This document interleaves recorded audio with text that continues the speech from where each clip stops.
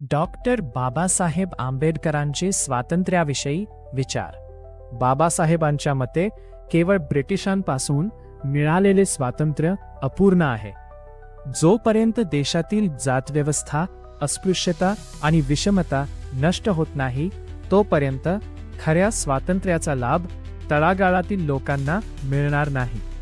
स्वातंत्र्य हा केवळ एक अधिकार नसून ती एक जबाबदारी आहे, असे मानून प्रत्येक नागरिकाने देशाच्या प्रगतीसाठी आणि संविधानाच्या रक्षणासाठी कटिबद्ध राहिले पाहिजे, हा त्यांचा संदेश होता.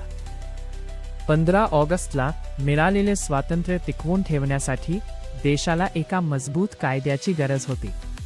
स्वातंत्र्यानंतर लगेचच डॉक्टर बाबासाहेबांची संविधानाच्या मसुदा समितीच्या अध्यक्षपदी निवड झाली. त्यांनी देशाला भारतीय संविधान दिले, ज्यामुळे देशातील प्रत्येक नागरिकाला समान हक्क, न्याय आणि स्वातंत्र्य मिळाले. डॉक्टर बाबासाहेब आंबेडकर हे राष्ट्रध्वज ठरवणाऱ्या राष्ट्रीय ध्वज समितीचे सदस्य होते. बाबासाहेबांच्या पुढाकारामुळे आणि प्रयत्नामुळे भारताच्या तिरंग्यात मध्यभागी 24 आऱ्याचे निळे अशोक चक्र समाविष्ट करण्यात आले, जे गतिशीलता, न्याय आणि प्रगतीचे प्रतीक आहे.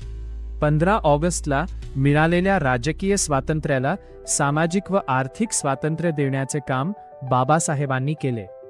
थोडक्यात सांगायचे तर 15 ऑगस्टने भारताला भौगोलिकदृष्ट्या स्वतंत्र केले, तर डॉक्टर बाबासाहेब आंबेडकरांनी आपल्या दूरदृष्टीने आणि संविधानाने या देशाला वैचारिक व सामाजिकदृष्ट्या स्वतंत्र केले.